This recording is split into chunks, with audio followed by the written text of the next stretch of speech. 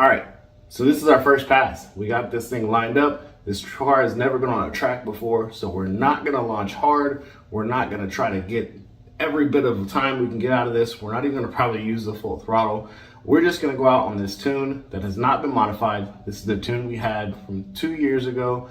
And we're gonna see how it does. And then from there, with the data log that we're running, Ryan from FRP is gonna dial in a tune, make some modifications, write his own file for it, and he's going to see what he can get out of this car. Let's see how this first pass does on the tune that it came in on.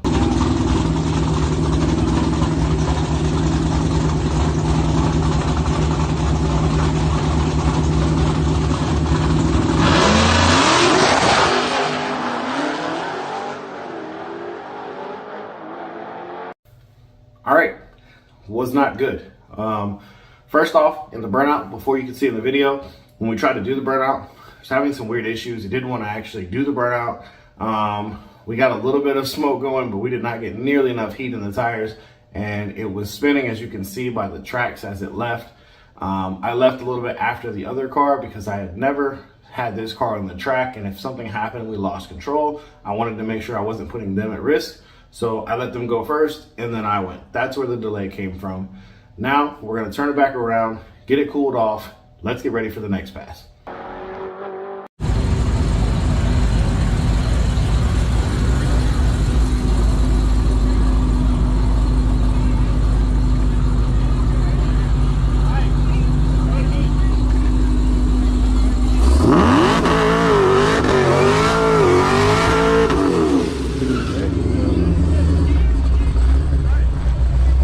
So we have the FRP tune loaded now. This is gonna be a mild pass. Everything should be good. We wanna make sure that before we go all out that the car is functioning somewhat as it should.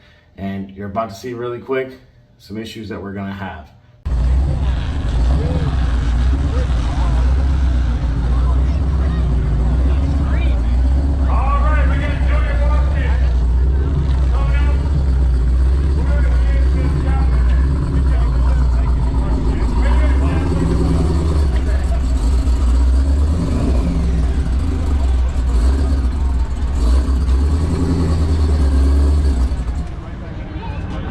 First off, you're gonna see it stall out. The throttle is having some kind of a weird issue. For some reason, I have no throttle.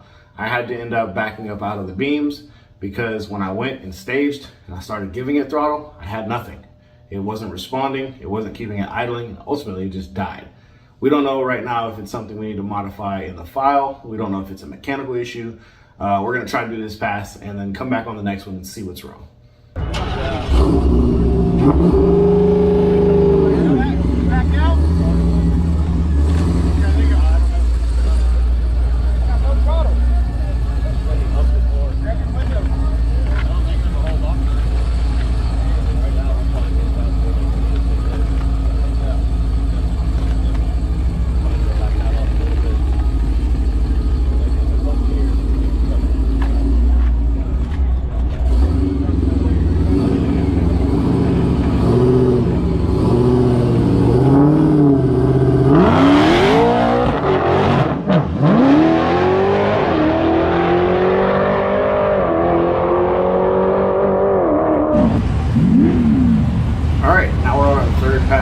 Ryan has revised the tune, dialed it in a little bit, but he's seeing something weird going on with the throttle body.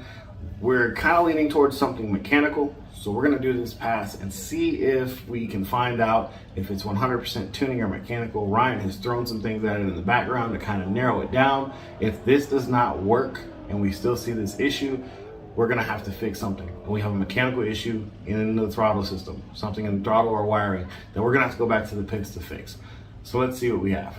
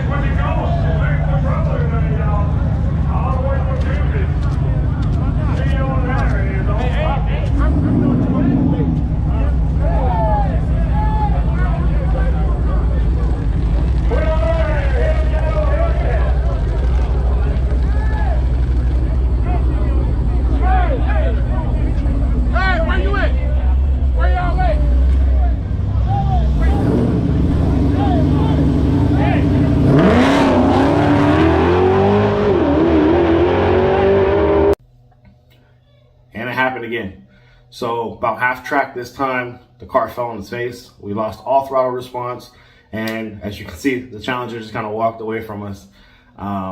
We're a lot more modified than that Challenger, so there's no reason it should have walked away that fast, but it ended up being a mechanical issue. So it looks like we have a problem with the throttle system, with the throttle body.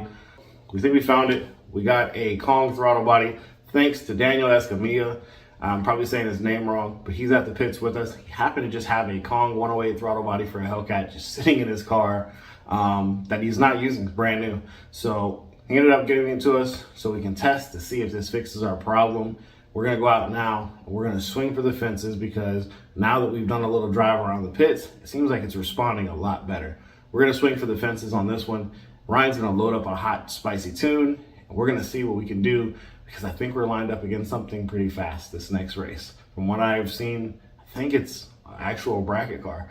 One of the cars that's racing in the main event is lining up for test and tune against us. So let's see if we can't take him out and get a win light turned on before the night's over with. Let's see how it does.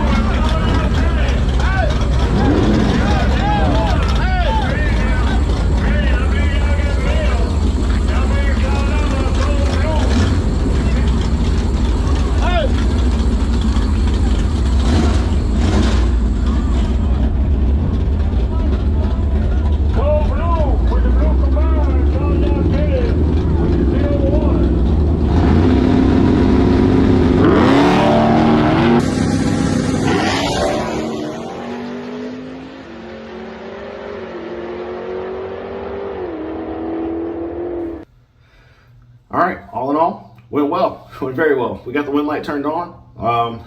Not sure if he had issues or what. That car should have been a lot faster than we are. But our times from when we first started to now, we've picked up about almost 2 seconds from when we first started racing in the 8th mile. So we got something going in the right direction. It all comes down to mechanical parts going right and tuning. Thanks to Ryan, thanks to FRP, FRPtuning.com. If you want to get your ride tuned, make sure you shout out Ryan and FRP and the team. If you need to get anything installed, give us a shout, nightandayperformance.com. All the parts that we have on all the builds that we have, we get them from FRP. We usually have most of them here with us. If not, we can have them within a couple days, and we can get your car running how you want it to. But like I said, thank you to Ryan, thank you to the FRP team, thank you for the support, thank you for backing us and coming out here at the track with us. This is your event that you sponsored, not your event, but you sponsored the event, you invited us out, but you also went out of your way and helped us get this red eye dialed in.